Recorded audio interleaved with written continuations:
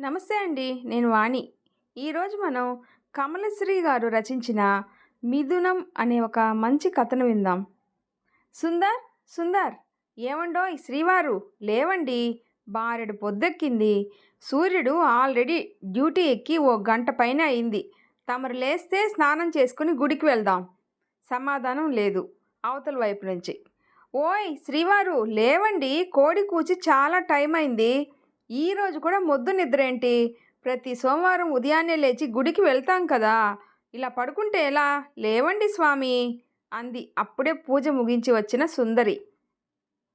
అబ్బా, ఏంటి సుందరి, కాసేపు కూడా పడుకోనివ్వు ప్లీజ్ అని మళ్ళీ ముసుగు తన్ని పడుకున్నాడు. లేవండి భర్తగారు, తమరు తెమిలేసరికి మధ్యాహ్నం అయిపోతుంది. అందుకే లేచి రెడీ అవ్వండి. అబ్బబ్బా, వినవు కదా. అలా అరిగిపోయిన టేప్ రికార్డర్లా ఏదో ఒకటి అంటూనే ఉంటావు లేచేంత వరకు అంటూ దుప్పటి నుంచి విడివడి బాత్రూంలో దూరాడు. ఏంటి, అరిగిపోయిన టేప్ రికార్డర్లా అంటూ? అప్పుడెప్పుడో అన్నట్టు గుర్తు. సుందరి, నీ గాత్రం మధురంగా ఉంటుంది అని అంటూ బాత్రూం నుంచి వచ్చిన అతనికి బట్టలు అందిస్తూ అంది. అప్పుడేదో మైకం కమ్మి అన్నా. ఇప్పుడు ఆ మబ్బు వీడి అసలు స్వరూపం చూపిస్తున్నావుగా రోజు అంటూ పూజ గదిలోకి వెళ్ళి పూజ చేసుకొని వచ్చాడు. అంటారు, ఎన్నైనా అంటారు.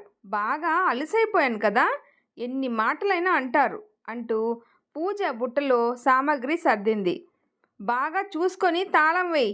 మొన్న ఓ రోజు గొళ్ళెం వేసి తిని తాళం మరిచి తిని అన్న చందాన గొళ్ళెం వేసి తాళం వేయకుండా గుడికి వచ్చేసావు. పోనీలేండి, ఏమున్నా ఇంట్లో 7 వారాల నగలా లేదా లక్షల సొమ్మా? అంతకన్నా విలువైనవి ఉన్నాయి అంటూ ముందుకు సాగాడు సుందర్.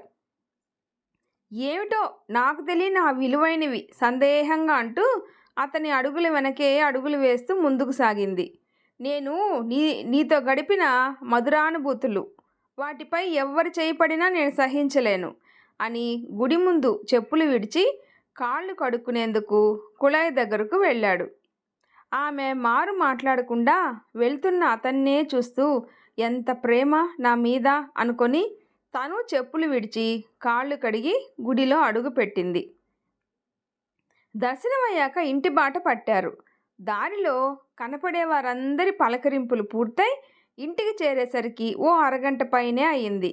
సుందరి, ఓ మంచి ఫిల్టర్ కాఫీ ఇవ్వవు అన్నాడు అర్దింపుగా. కాఫీ? అదేం కుదరదు. 10 నిమిషాల్లో జీడిపప్పు ఉప్మా చేస్తాను. కొంచెమే లేదు, ఇవ్వరాదు అన్నాడు మళ్ళీ. చెప్పాగా, నేను ఒక్కసారి చెప్తే 100 సార్లు చెప్పినట్టే అంటూ భాషా స్టైల్లో చెప్పి వంటగదిలోకి దూరింది. ఉసూరుమంటూ అక్కడే ఉన్న సోఫాలో కూలబడి పేపర్ తీసి చదవడం మొదలుపెట్టాడు.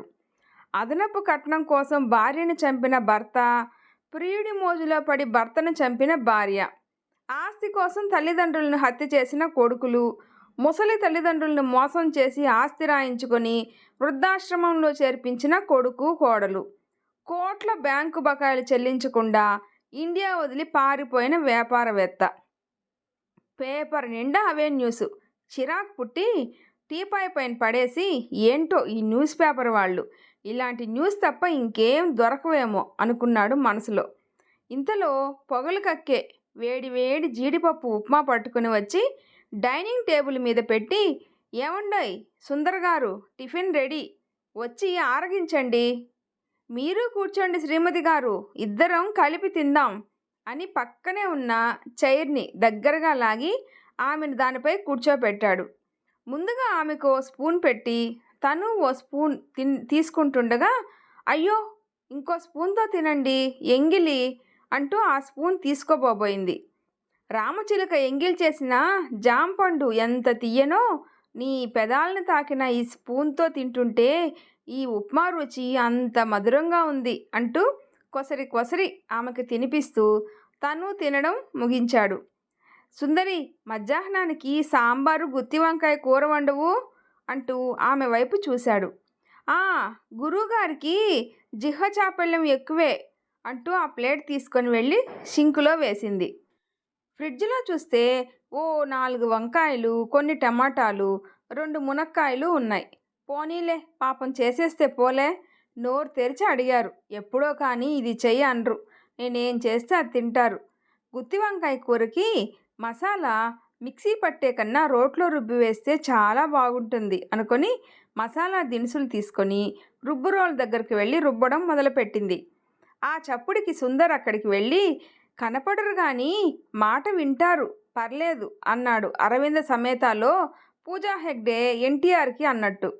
అబ్బో, పెద్ద డైలాగులు చెప్తున్నారే, సినిమాల ప్రభావం ఇలానే ఉంటుంది మరి. ఏ, మీరే చెప్పగలరా డైలాగులు? మాకునూ వచ్చు డైలాగులు, మేము చెప్పగలం అన్నాడు నాటకీయ ధోరణిలో. సుందరి, నే రుబ్బేదా అని ఆమె చేతిపై చేయి వేసి రుబ్బడం మొదలుపెట్టాడు. మధ్య మధ్యలో ఆమె బుగ్గలపై మెల్లగా గిల్లుతూ కొంటె పనులు చేస్తుంటే, అయ్యా మహానుభావ, తమరు వెళ్ళి కూర్చోండి, ఇలా అయితే పని పూర్తి కాదు అంది. మరదే పోనీలే కదా అని సాయం చేయడానికి వస్తే నా మీద నిందలు వేస్తావా అంటూ బొంగమూతి పెట్టాడు. మీరు చేసే సాయం ఏంటో నాకు తెలుసు కానీ వెళ్ళి టీవీ పెట్టుకొని చూసుకోండి అంటూ తన పనిలో మునిగింది. సుందర్ నిరాశగా వెళ్తుంటే సుందరి నవ్వుకుంటూ పని పూర్తి చేసి వంట మొదలుపెట్టింది. వంట ముగించి అన్నీ డైనింగ్ టేబుల్ మీద సర్ది తను వెళ్ళి టీవీ ముందు సెటిల్ అయింది. సుందరి, ఏ మాటకా మాట, నువ్వు చేసే సాంబారు ఉంటుంది చూడు, సూపర్ అనుకో. ఆ వాసనకే కడుపు నిండిపోతుంది. ఇక గుత్తి వంకాయ నోట్లో పెట్టుకుంటే ఇట్టే కరిగిపోతుంది. నలభీమ పాకం అంటారే అలా. నీ ప్రతి వంట అమోఘం. అందుకే కొంచెం ఎక్కువ తింటున్నానేమో, పొట్ట కాస్త వచ్చేసింది ఈ మధ్య. చాలెద్దరు, ఎంత తినేస్తున్నారని పొట్ట వచ్చేసింది, కడుపు నిండా తినకుండా అంది మందలింపుగా. ఇలా సుందరి చేసే ప్రతి పనిలో చెయ్యి వేస్తూ మధ్య మధ్యలో చిలిపి పనులు చేస్తూ సుందరి మందలింపులకు అలుగుతూ ఆమె చేసే ప్రతి వంటకాన్ని మెచ్చుకుంటూ కాసేపు టీవీ, కాసేపు కబుర్లు, సాయంత్రం వేళ పెరట్లో ఉన్న మొక్కలకు నీరు పెడుతూ సుందరిపై కొంచెం నీరు చల్లాడు. ఏంటి శ్రీవారు ఈ పరాచికాలు, చూడండి ఎలా తడిసిపోయానో అంటుంటే, పరాచికాలు కాదు శ్రీమతి, సరసాలు అంటూ దగ్గరకు తీసుకోబోతుంటే, చాలు చాలు సరసాలు అంటూ తప్పించుకొని లోపలికి వెళ్ళింది. రాత్రి భోజనాలు పూర్తి చేసి వంటగది సర్దడంలో సుందరికి సాయం చేయబోతుంటే, మీరు వెళ్ళి టీవీ చూస్తూ ఉండండి, ఓ 10 నిమిషాల్లో పూర్తి చేసి వస్తా అంది. నువ్వు ఒక్కదానివే చేస్తుంటే నేను వెళ్ళి కూర్చొని టీవీ చూడాలా? నథింగ్ డూయింగ్ అని లుంగీ పైకెత్తి కట్టి ఆడుతూ పాడుతూ పనిచేస్తుంటే అలుపు సలిపేమున్నది అని పాడుతూ గిన్నెలు తోమడం పూర్తి చేశాడు.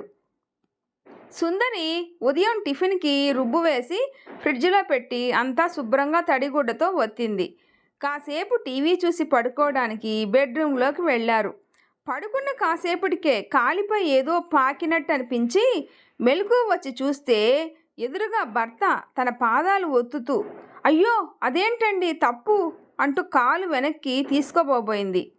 శ్రీకృష్ణుడంతటి వాడికే తప్పలేదు, నేను పట్టుకుంటే తప్పేముంది, ఉండని.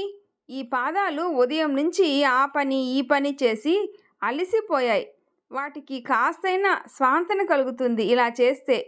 అయినా ఈ 60 ఏళ్ల వయసులో ఈ పనులన్నీ చేయడం అవసరమా చెప్పు అంటూ ఆమెను మందలించబోతుంటే, ఎందుకు కాదు, నా భర్తకి నేను స్వయంగా వంట చేసి పెడితేనే నాకు తృప్తి, అలాగైతేనే కడుపు నిండా తింటారు.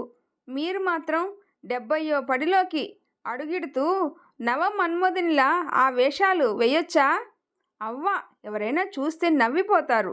ఈ వయసులో ఏంటి ఈ సరసాలు అని అంది అతన్నే మురిపంగా చూస్తూ.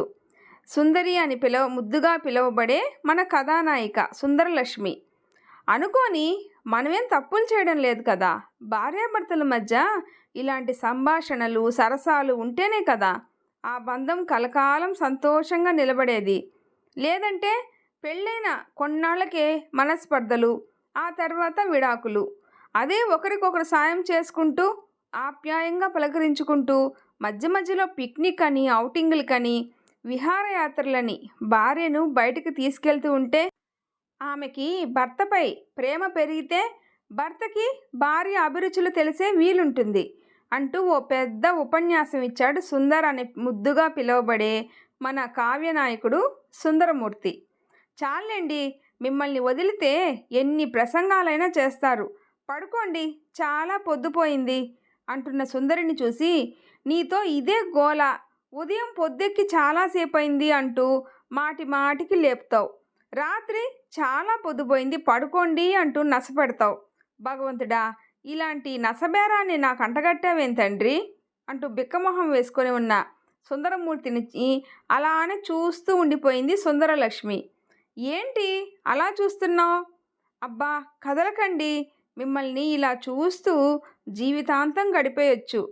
మన 45 ఏళ్ల పెళ్లి బంధంలో ఎన్నో ఆటుపోట్లు, వాటన్నింటికీ ధీటుగా సమాధానం ఇచ్చారు. ఉద్యోగ అవకాశాలు లేవని ఓ టిఫిన్ కొట్టులో దినకూలీగా పనిచేశారు. ఇంట్లో తోడికోడళ్ళు నన్ను అసమర్థుని భార్య అంటూ హేళన చేస్తుంటే, మీరు సమర్థులని ఓ టిఫిన్ సెంటర్ అద్దెకు తీసుకొని దాన్ని దినదినాభివృద్ధి చేసి ఓ పెద్ద రెస్టారెంట్గా మార్చారు.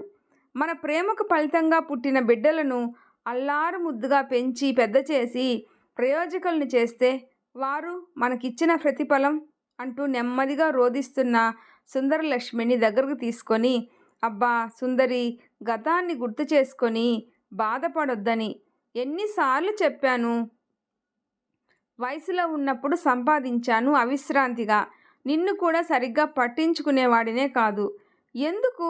నేను సంపాదించిందంతా ఎవరి కోసం? వారి కోసమేగా, వారి బాగు కోసమేగా.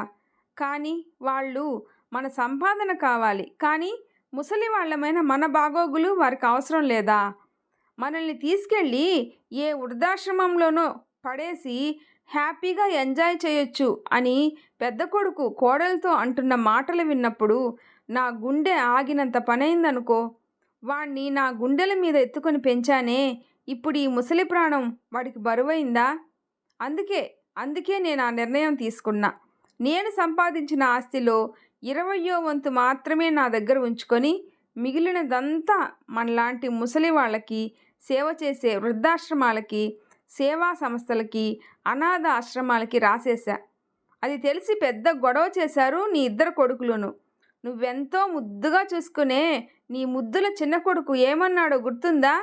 మాకు రావాల్సిన ఆస్తిని మాకు రాకుండా చేశారు కదూ, దీనికి తగిన ఫలితం అనుభవిస్తారు. ఇక మీకు ఈ కొడుకు లేడనుకోండి అంటూ పెట్టే బేడా సర్దుకొని వెళ్ళిపోతుంటే వాడినే అనుసరించాడు నీ పెద్ద కొడుకు. వారికి కావాల్సింది మన ఆస్తి, మనం కాదు. మనల్ని వదిలి వెళ్ళిన వారి కోసం ఎందుకు బాధపడతావు? బ్రతికినన్నాళ్ళు సరదాగా సంతోషంగా గడుపుదాం. ఇక చనిపోయిన తర్వాత అంటావా? అదంతా ఈశ్వరేచ్ఛ.